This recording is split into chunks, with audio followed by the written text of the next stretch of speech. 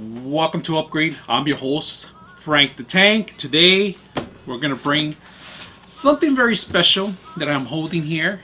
This is the new Surface, the 2019 version of it. We're going to talk a little bit about it. I'm going to show you the difference between this one and the older ones. First of all, big difference.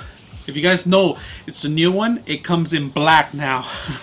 So they changed the colors. They used to change it. They changed the colors on the keyboards, of course, but I'm going with the basic one right now. They have different various colors on this on the keyboards themselves. But I want to show you guys what's the difference on this one and between the older one. I'm gonna go to an older, two versions down, and then I'm gonna go with a Microsoft Book too. So we're gonna try to compare some of the differences, and you can see the sizes. Now, it's still same design. They haven't changed it for quite a while. It's been well, they did dramatically change it a couple years ago when it was smaller, half of the size, a little bit half, but 12 inch I guess, or smaller, 10 inch. I forgot how many inches was it, but they did make a dramatic change. Now on this one, not that much of a difference. It looks pretty much the same. You know, it's just when you purchase it, it's just the same thinness. Maybe a little bit thinner than the original one. I see no difference. Same connections. They still jip you off, but they don't give you no more USB ports on the other side. Of course, only one side. Other than that, power volume looks the same. Camera is probably a little bit better. We don't know about it. You know, nobody uses the camera in the front that much. The one in the front either. I mean, nobody likes cameras that much on these systems. Pen wise, the same version of the pen. Nothing has changed. The only version, there's only 2 or 3 additional pens that you could actually buy on this. Not that very much of change, of dramatic changes. Same kind of details, same small. But the only difference I see, a little couple of differences, the color, of course, and other features that are embedded, and also the hardware features are inside the system. So, you know, they dramatically change every generation of Intel chips. They add new stuff, new video cards, new stuff. You know, it's just new, different changes, but it's all within internal stuff. Not the best for high-end stuff. Like, for example, if you're going to do three-dimensional various Excel sheets, you know, because they limit it on whatever memory you have. You cannot upgrade memory. You can upgrade hard drive. Everything's embedded in there. And Microsoft went they went head over heels to make sure that you don't have access to any of that stuff.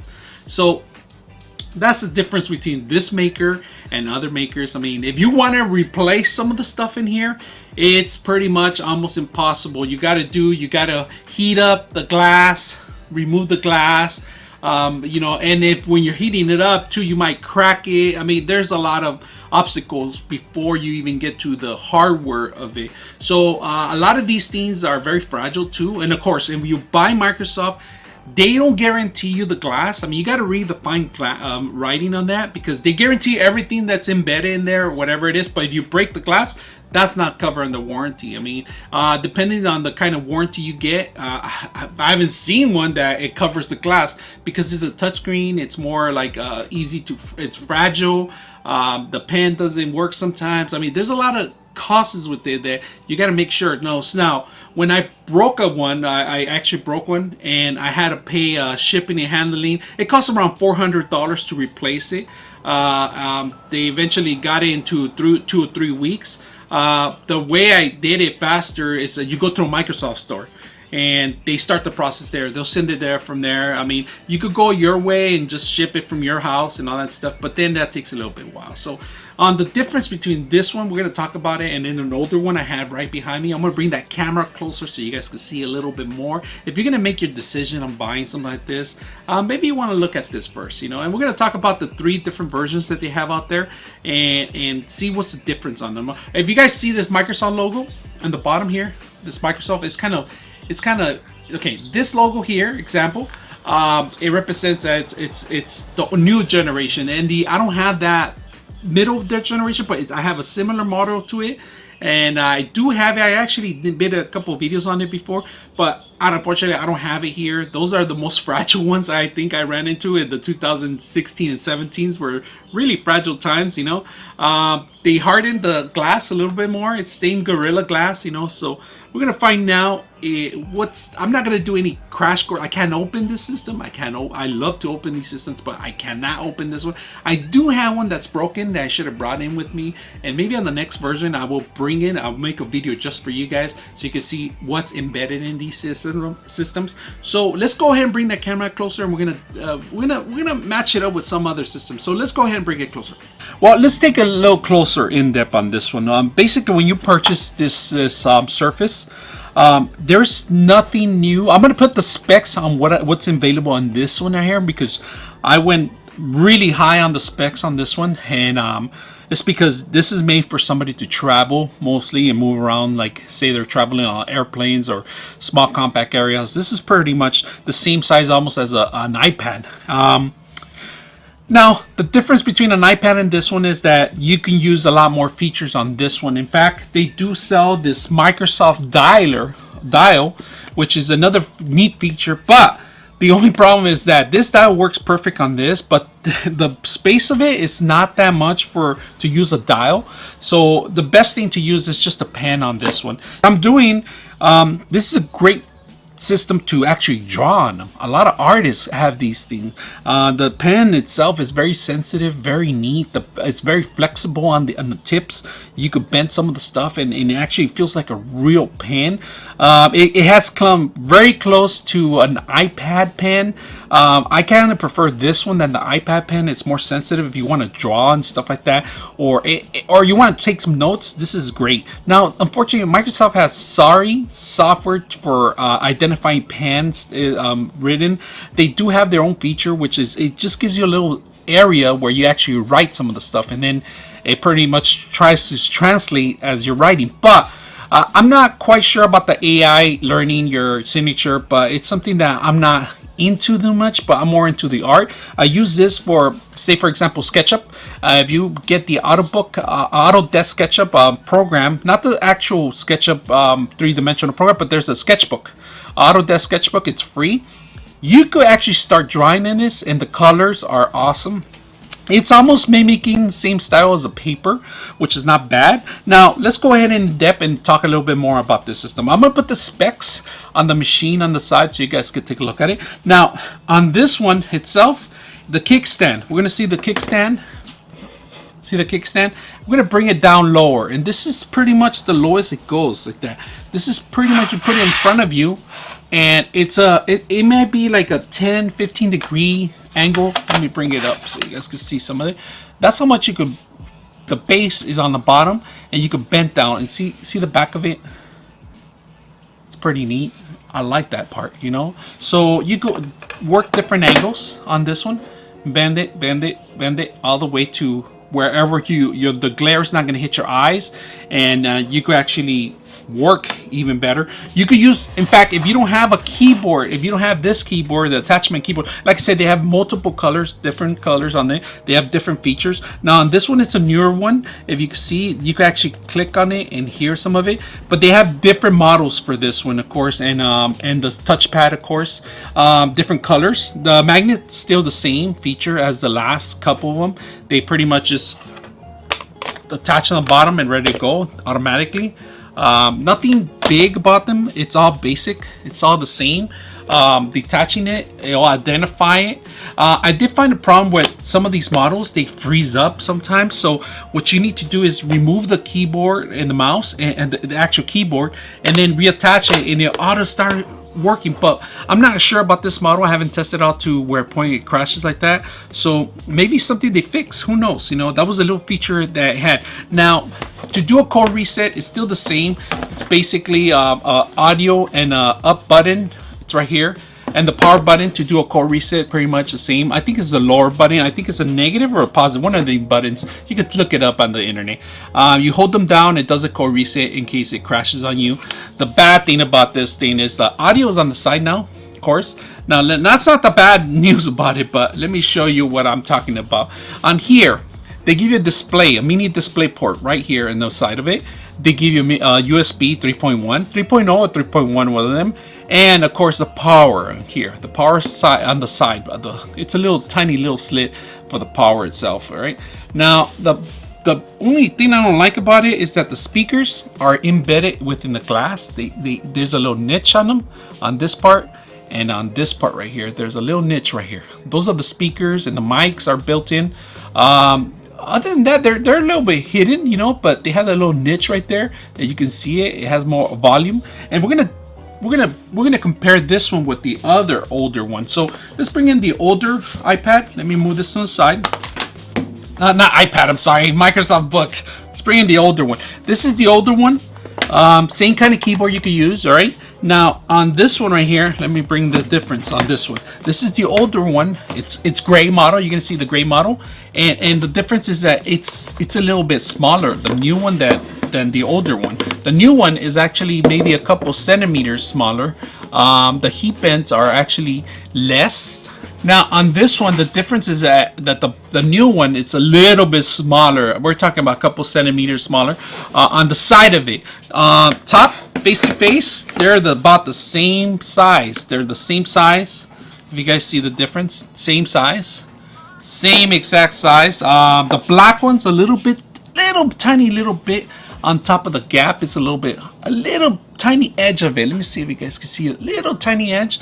It's because of the new features that it has, and of course it has less. On the older one, it had these heatsink snags here. You know, you guys see them here, right on the edges. It had it for the heat air, and on this one right here, they have them smaller. They actually have them thinner right here on this side. And that's a big difference on the thinness, on the thickness. All right. So other than that, this is gonna turn out to be great. And I like the feature that, like I said, I can't get enough of this feature where I actually automatically attaches to the keyboard. It gives you the extra protected layer, which I like about it. Keyboard mouse looks great. I like the whole thing. I like the color now. I really like the color. Now on the older one, you could do the same thing pretty much with the kickstand. It's pretty much, you could go all the way down, the same thing. It's a little bit thicker now on the bottom. You can't go any thinner than that. I would say on this one's a little higher, but it's about the same as the older one, you know. Nothing big difference. The older one had the same exact buttons, but other than that, there's buttons on the top too. It's about the same feature. They didn't really change anything other than the specs inside. Now, compare it to the Microsoft Book. This is a beast. This is a huge beast on the book, on the Microsoft Book. This one is a lot larger, of course, you know, compared to if you're going to purchase a book, compared to the actual Microsoft Surface, it is a lot larger. I mean, the book is larger, it's heavier, it's thicker, larger screen. Let me bring that screen so you can see the difference on the screen itself. Screen's a little larger, about like 1.5 inches, I would say, or a little bit more. It just depends on your liking. Now, my recommendation is a book. It's not for a lot traveling because it's a little heavier. It's as heavy as a regular laptop, pretty much. This one, it will be perfect to use the Microsoft dial. If you're going to be an artist and drawing this stuff, there's plenty of room. You could put the dial here. And the great thing about this one, the book itself, you could detach some screen. But like I said, you're going to have on the screen, you have to hit a button before you detach. You can't pull it out just like that. It's locked completely. It's permanent lock until you actually log in and hit the button. The dial will work out great on this one. The dial will not work great on a Surface, of course, but highly recommend you a Surface if you're going to be the traveler and going around from place to place. This is a great feature to have. This is a great laptop. You know, if it wasn't for architecturals needing extra boost on memory, I would buy a bunch of these more. Now, a recommendation, if you're going to work on multiple Excel sheets, make sure you guys have the right memory, at least over 16 or something like that, 16 to 32. It's fine. You know, if you tune it up to add more memory, you're not going to have a difference. Now, if you start adding all these spreadsheets and opening up all the tabs and everything on the bottom, you're going to see lag, of course, you know. Heating wise, if it stays on a couple hours, you'll see some heat coming out in the bottom. You'll feel it, of course, if you put it on your lap. Other than that, this could handle like 3 to 4 hours of battery life the first couple years. After that, it starts dying out. Now, replacing the battery here, it is an impossible task almost. Now, I had a couple of the older ones failed batteries 2 years ago, where we had a massive outage of batteries. The batteries started bulging up on the back of the systems, and they pretty much, you could tell the difference. It kind of started bulking up in here on this side of it, and I had to replace them. Microsoft did send out replacements to a bunch of them. They had to replace the power cord a couple of times, twice I believe. They sent out 2 emails to replace power cords. On this model, I haven't seen any recalls, anything on that. It's pretty much basic, the same exact size and specs as the older models of the Surface. Other than the new color, that's probably the only difference. I mean, I wish I could open it. Unfortunately, like I said, these are impossible to open. Pen wise, I love using the pen on these. If you're gonna draw, travel, and do some paperwork, some emails, Outlook, emails. Let me see, emails, Outlook, of course, the same thing. If you're gonna use it for surfing the internet, spreadsheets, Word, PowerPoint, this is probably a good machine. Now, if you're gonna do PowerPoints, a lot of these systems do not have connections to micro display ports, Thunderbolts, I would say. You got to make sure you take your adapter to these places, because a lot of these places, like if you're going to do presentations, they still have VGA on some projectors, on TVs, and other stuff. Make sure you do it by, my recommendation is buy the mini display port adapter, which there's an adapter that has with every single connection, HDMI, DVI, and VGA. Take that with you, connect anywhere. You could get this and travel with the basic keyboard and mouse that you can purchase. Of course, when you purchase the Surface, that does not come with any of this connection. So just make sure that you buy your keyboard too, because if not, it's going to sit there, or you're going to use your actual fingers to use the virtual keyboard that you could set up in here. Now, on top of this computer, do not recommend it as a desktop replacement. If you're going to be traveling, this is going to scratch, of course. You're going to see a lot of scratches on this part of it. Fingerprints, you're never going to die out from cleaning your fingers so much. Human oil is going to get on everything, the screen and everything. Touchscreen, I have not used it too much. I think it's kind of a useless feature for me, unless you're going to be an artist and use the pen itself. It's one of those things that love and hate kind of thing scenario. I wish when I had this moving around from town to town or city to city, I always wanted a little bit more of a kick in there. Unfortunately, Microsoft is not known to make that to a machine all in one machine pretty much. They're trying their hardest. They're more like going to the same kind of feel as Apple, where they're designing their features to be sleek, clean, and simple. But that, you're going to pay a price, of course. You want to keep it clean and simple and thin. You're going to sacrifice a lot of performance on it, pretty much. Now, my recommendation is when I buy these machines, I hate to add another feature, but I always add a big heavy duty case. It's not necessary. If you want to look just like this and you're one of those people that it's going to be super clean within holding it tight and putting it somewhere, and then go ahead and use it as it is. But if you're going to be moving from place to place, or you're working construction sites, or you're working from city to city, and you sometimes just throw your laptop in there, you got to be careful what you throw. Especially you have this open, if you have it open, you're going to damage, you're going to scratch the surface, you're going to do certain things. Unfortunately, there's no way around it, and I always buy these big bulky ones for those that want to use it, and it makes it thicker, of course. But it's an investment. If you spend so much money, $2,500 on a machine like that, you don't want it the first week to break. Like I said, the front screen is not covered, it's not supported by Microsoft. There is like a 90-day period. After that, you're pretty much on your own. Other than that, I recommend it if you're going to be using it from place to place. But like I said, a big replacement for a big laptop, a big super laptop or desktop, not recommended. It's just the basic needs. Excel, spreadsheet, PowerPoint. Internet surfing, pretty much just the basic normal use of an office use, of a clerk use, you know, that's pretty much what I would say. Other than that, if you guys have any questions or any comments, hit me up. I'm your host, Frank the Tank, and we are out.